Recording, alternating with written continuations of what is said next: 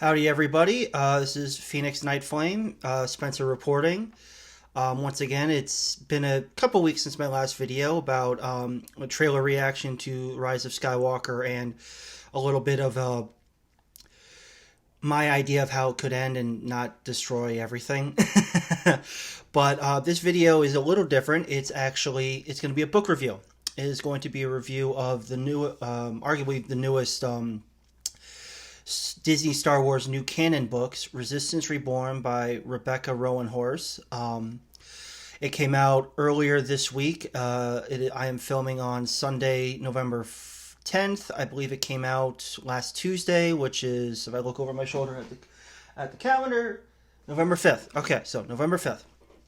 I got it that day. I read it in pretty much in a couple hours, over a span of 2 days, because I read it on the train when I go into work and stuff like that. So I'm going to give you my thoughts on the book, and all that and such. I mean, I guess the first thing is it is a direct tie-in to both. It is almost a sequel to Last Jedi and the film, and a direct tie-in to Rise of Skywalker. It's part of the series that Disney is doing to try and fill in the plot holes and the gaps of information that are very wide gaps of information from Last Jedi to Rise of Skywalker and stuff. There's a couple other ones in this stream and stuff, but I think it's Spark of Resistance is another one. I have not read that. I've only read Resistance Reborn. So there's that, but it does kind of show how Disney has messed up a little bit in the sense of like they need these direct tie-in books to answer the questions that arguably the films should have answered and stuff. This book, it's about 300, maybe a little over 300 pages. It's a pretty easy read. It's a solid read. I enjoyed reading it. I'm a big Star Wars book reader. I mean, I got it on my Kindle because it just is easier with me on the move and work. I'm able to read it on my Kindle. I don't know. I think I've got probably close to 100 Star Wars books on my Kindle. I remember in high school, you wouldn't see, before Kindles came out, you wouldn't see me in the cafeteria without a Star Wars EU book. This was before they became Legends and stuff. Reading at lunchtime. I've got those books on the Kindle now. I've got some of the new canon books on there because I try and get both sides. Still enjoy the Legends more because I feel like it's a closer to what we saw in the films, the original and the prequel trilogies going forward. But get back to the Resistance Reborn. It's not a bad read. It's a solid read. There's my dog going nuts in the background downstairs. But it is. It's a good read. It picks up probably a day or so after the Resistance fleeing from Crate. Your main cast characters are as usual. You got Poe, General Leia, Rey, Finn, Rose, and stuff. But there are multiple plot lines flowing throughout this book, and I thought that the author Rebecca Roanhorse did a pretty good job with that. There are essentially, I believe, 4 main plot lines throughout the book. You've got a group with Leia, so the guys on the Falcon. You've got Black Squadron, which is Poe's command, his fighter squadron. They were not seen in Last Jedi. They were on a separate mission that's actually explained in the I believe the Allegiance comics or the Poe Dameron comics. So check those out. But they were sent after the destruction of Star Killer Base, before the evacuation of Dakar. They were sent out by Leia to find allies, meet up, see if they could find anybody from the New Republic, that safe havens that they could find for the Resistance, that sort of stuff. Then you also have the tie-ins from those really 2 plot lines, and then you also have a tie-in with Wedge Antilles, a character from the original trilogy, as well as much more expanded on in the EU. Great character. He's the only starfighter pilot in the galaxy that survived both Death Star runs and stuff. He was there at Yavin. Luke ordered him out of the trench. He was hit, and then he was the X-wing pilot who helped Lando blow up the second Death Star over Endor and stuff. He in the EU, he went on to lead Rogue Squadron after Luke turned more to the Jedi. He went all the way up to be general, and then admiral in the New Republic, and also in the Galactic Federation. And stuff. He's a great character. EU books are really expanded. The Rogue Squadron books, the X-Wing series really dives into that. He's prominent in Legacy of the Force also. So he's a really expanded character there. In the new canon, he retired after, I believe, the Galactic Concordiance. He is actually the stepfather to Snap Wexley, and Snap's mom, Nora, is also a New Republic veteran, rebellion veteran.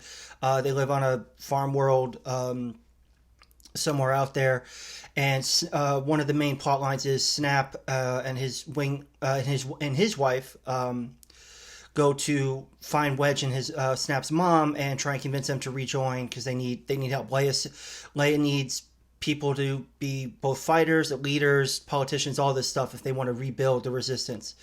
So that's one of the plot lines. They all kind of converge. There's also a plot line of, if you've ever played the Battlefront 2 games, Star Wars games, Shriv and Zay are two characters from those games that return in this book. I think the book does a pretty decent job of bringing in characters from different mediums, from the film, comics, video games, stuff like that, and bring them into a pretty good way. Shriv and Zay, they go on their own mission with a couple other people to actually find ships, find starfighters and stuff like that. They go to a junk planet where the First Order is taking all the captured or decommissioned New Republic vessels to be cut down for essentially scrap, stuff like that. So they go on that mission to recover as many ships as they can and stuff like that. And then while the others are all going, and they all come together essentially. The main two planets in the book are Ryloth, which is the Twi'lek homeworld, so where Hera Syndulla is from. It's prominent in the Clone Wars TV series, stuff like that.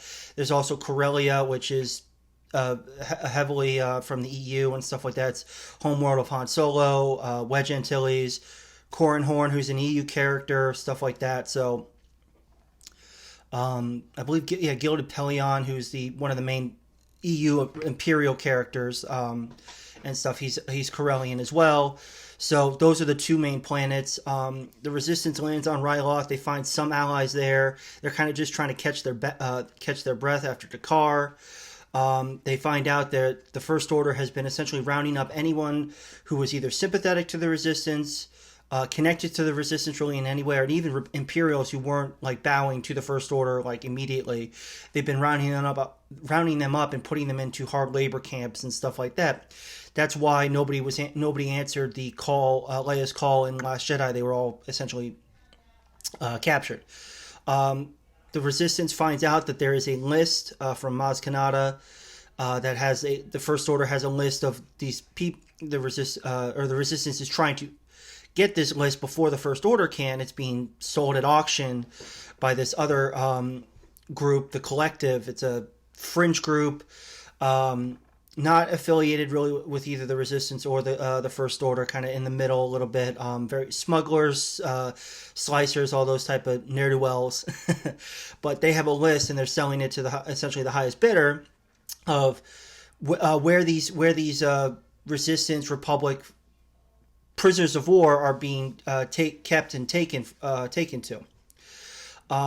So Poe leads a mission with Finn and stuff to Corellia to get that. And Wedge and a couple other people tag along because it's a two-pronged mission. Finn and Poe are tasked with getting the list, while Wedge and stuff, they're tasked with either freeing the prisoners, some other prisoners, and seeing if you can find some ships to grab and stuff. So it all kind of blends together at the end. I mean, First Order finds the Resistance on Ryloth, so they have to escape. The end of it is Finn, Poe, their missions do succeed. They do get the list. They actually steal a couple ships. I I think actually in the trailer there is a a blockade runner that is shown in the Rise of Skywalker trailer. I'm wondering if that is the same blockade runner that they actually steal from Corellia in this book. They steal a. That's how they get everybody off because they rescue, I think, around 100 prisoners. So they, and the crew complement for that ship is roughly around there. It's about 100, 150 if I remember right, and stuff. I'm not 100% sure. You probably want to talk with Eckhart's Ladder, who's a channel on YouTube. He's a massive ship guy. Some other people also, but I think around there. So it'd be interesting if that's the actual ship that they steal. It certainly could be. It could also be the Tantive 4. Who knows? But so the stuff, they all converge. It actually is it's a pretty easy, pretty solid read. Rey is not in this book all that much. She's just kind of there. I've heard other people talk about on reviews with this book that they might not have been able to do too much with her because she's going to be in Rise of Skywalker so much, so they couldn't really add a lot to it. And I can understand that, and I think they're probably right. So they are probably right. And stuff. But she's not really in there. The book, it's an easy read, a solid read. I enjoyed it. I guess the one bad part or the one discrepancy or thing that I didn't really like is it seemingly was constantly doubling down on having people believe that Poe was the villain in or a wrong in the wrong for his mutiny and his actions during The Last Jedi. Leia comments on it. Poe is constantly talking about it in his own head. There's members of the members and other resistance fighters that they meet up with, who have served under Holdo, who kind of they've heard about it, which is weird considering they've been gone for like 2 days. So how could they really even hear about it? So that's kind of a timeline issue, but they don't like Poe because they think that he is an arrogant ass, even though if you look back on it, was Poe probably in the wrong for the mutiny? Yes, but there was plenty of blame to go around. Holdo failed at arguably one of the most important tenets of being a good commander.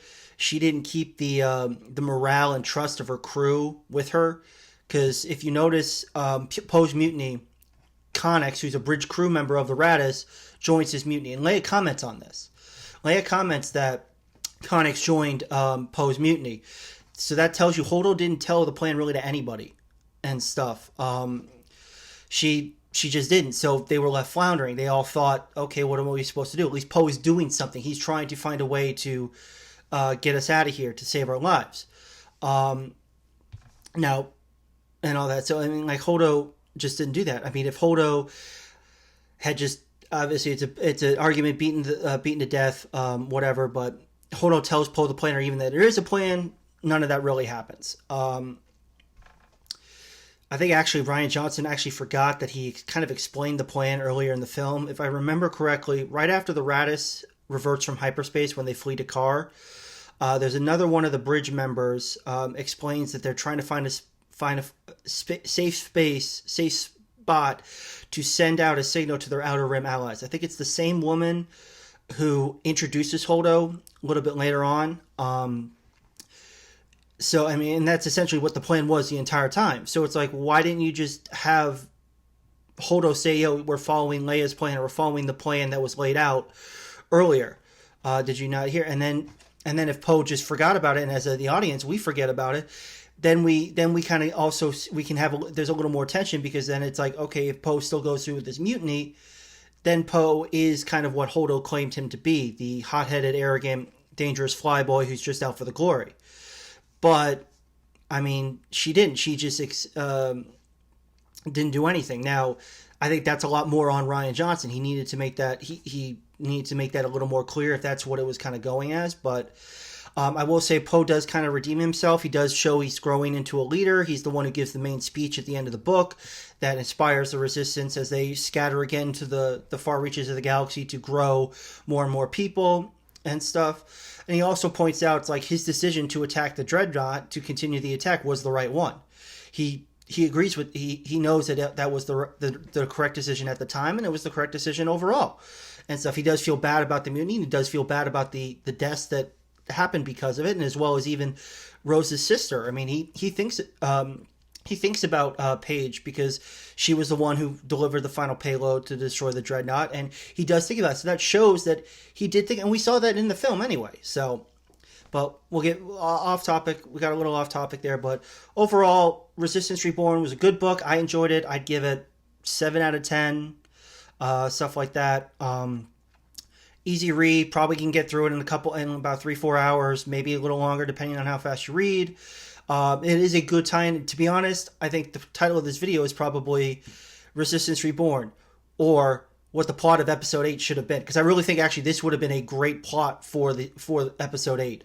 You could have easily started it off instead of them the resistance showing them fleeing. You just cut it off, and you just have that in the title crawl of episode 8 saying the resistance has struck a mighty blow against the First Order, but with the destruction of Starkiller Base, but the resistance has to flee their base on Dakar and are scattering to the known galaxy as the First Order snatches up more and more worlds across the galaxy, stuff like that, or something to that effect. And then you could have started from there. It would have changed some stuff in it, but I think that plot line, them trying to gather allies throughout the galaxy, would have been a much better plot than what we got in Last Jedi. So there you go. How's that? But let me know what you think. If you've read the book, leave a comment or anything in the below. Check me out on Twitter. It's Phoenix Nightflame. I think I'll be posting later on today. I'm going to take a deep dive into Last Jedi, because I remember there was the thoughts of how long does the Canto Bight sequence go? How much time does that take up in the actual film? I will be actually trying to take a stopwatch to that and see how much it is.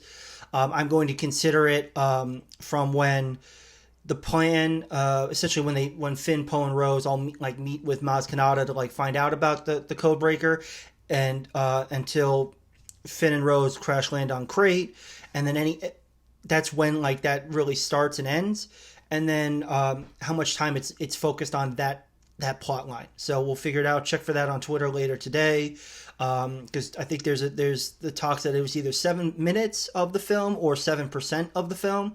So we'll see. But thanks again for watching.